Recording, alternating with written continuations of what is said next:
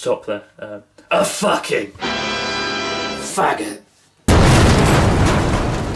Last year, this YouTube channel received around 30,000 comments, and most days when I come home from work, I'll sit down and have a read through whilst eating some kind of awkwardly named Japanese confectionery. Fuck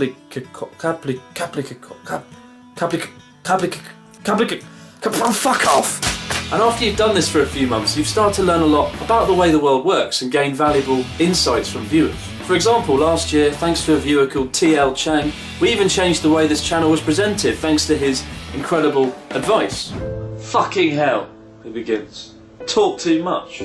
See only your face. OMFG. Oh my fucking god. And following on from this, the entire channel was hosted by an inanimate hot dog. A move that was generally well received, although unfortunately the hot dog didn't make it past the end of the video. Well, hey! But today we're going to explore more of these comments in the hope that we can gain more invaluable insights, not only to improve this channel but hopefully to improve us as human beings by asking questions that challenge us to think, questions that push us forward, questions like why British men speaks with the mouth like pitbull. It's not the best example, but I assumed everyone already knew why British men speaks with the mouth like Pitbull. When British guys look at Pitbull, we see perfection. A successful rap artist who can provoke beautiful, powerful imagery with his poetic lyrics. Lyrics such as, we're at the hotel, motel, holiday inn. We're at the hotel, motel, holiday inn. And mummy got a boom bang, bing bang, ding dang. No diggity, no doubt, I'ma hit that. Anyone that can say so much, yet still essentially say nothing, is clearly someone to learn from and to aspire to become. And so that is why British men speaks with the mouth like Pitbull. We want to get to that level, the level of Pitbull. Next. I fucking hate British accent, says Outforce. Still, it could be worse. You could hate the accent and the face. That would be a double blow, and that would be really bad. The trick is to try and look for positives in comments like this. It could always be worse. Your face and accent annoying, says Alpasechkin. Damn, that's the aforementioned double blow. That said, if you're willing to go the extra mile, this comment actually contains a hidden surprise. Because it turns out if you put Alpasechkin into Google Translate, the literal translation of his name is... That's impossible. Alper Outstanding. Alper Outstanding. Good lord. Which is, of course, the best name you could possibly ever have. To Alper Outstanding I say, get out there and exploit your name for financial gain. You'd have to be pretty stupid not to recognise the massive branding potential to be had with a name like that. Good luck. Don't spoil the mouths of foreign people with your disrespectful, dishonourable Caucasian profanity. Disrespectful, dishonourable Caucasian profanity. That sounds a lot cooler than saying just swear words, doesn't it? I'm definitely going to start using that from now on. Kirito there, condemning the use of teaching some of the most popular words in the English language, while simultaneously toying with mild racism. You're hostile, says Gintoki-chan. Yeah, formidable adversary. I'm supposed to be formidable and I can't even say the word adversary. God's sake. British people are so calm when they're annoyed and angry, says Skull Kids. Obviously, we're masters of focus. You have to be when you go about your daily life simultaneously trying to speak with the mouth like Pitbull. But there are a few things that make me angry. You know, you'd have to accuse me of losing an entire military conflict. This English-British prick lost the Revolutionary War. Do not trust him from a great American. There can be little doubt I am an English-British prick, and I do have quite a few American friends, and it really annoys me how many of them just don't trust me. It's become an issue more than once now.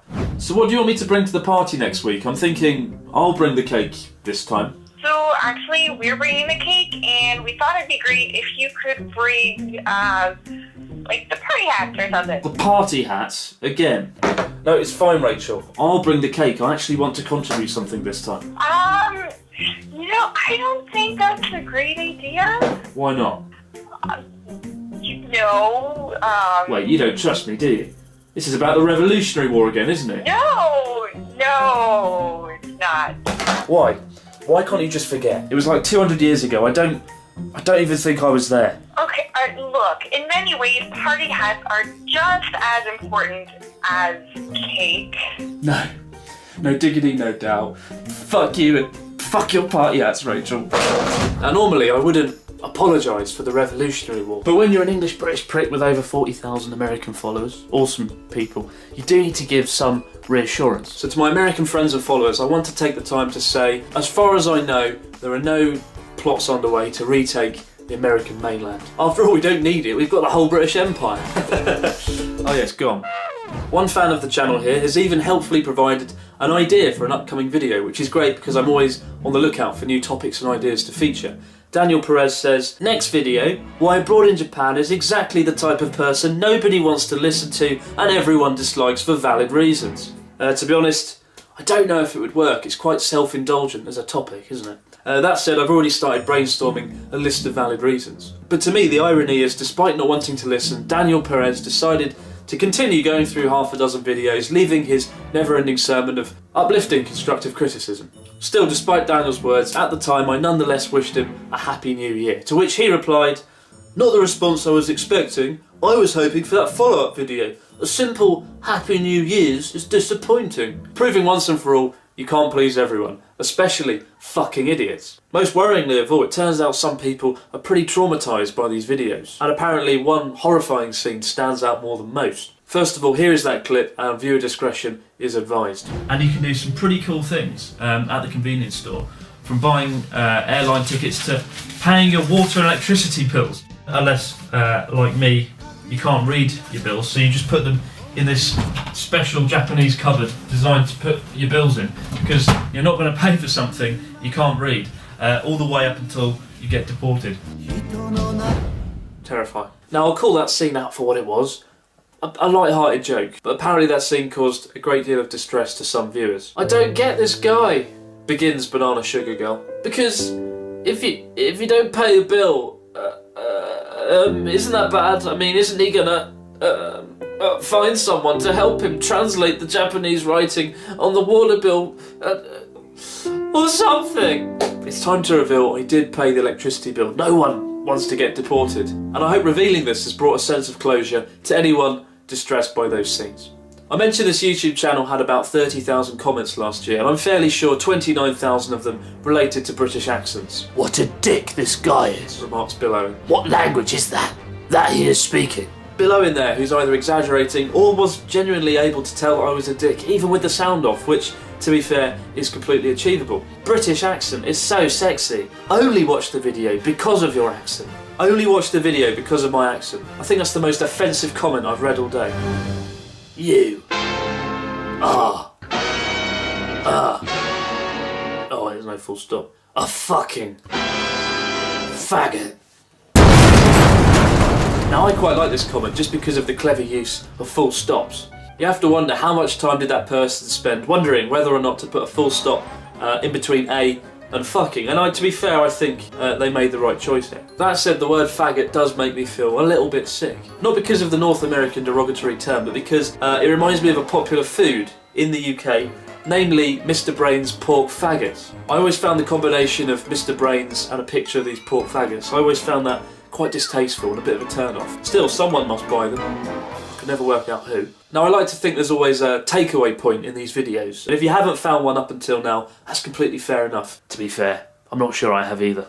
But here is one. If you ever find yourself being harassed by trolls or just shit people, there is a solution to stop it from happening again. You need to make them feel guilty for writing the insults in the first place. And it turns out the best way to do this is to record a video of yourself looking kind of sad and depressed, walking through a big field with an 80s or 90s soundtrack, albeit a powerful one. Send that to them, and after they've seen it and been overwhelmed with grief, they won't want to do it again. And then you'll have the upper hand, regardless of whether you're at a hotel, a motel, or a holiday inn. No diggity, no doubt, you'll hit that.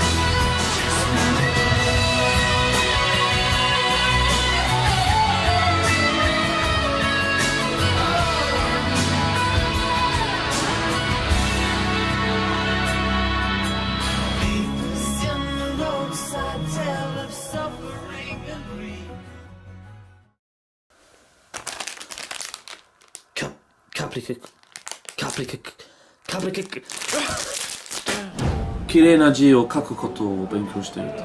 あ、書道。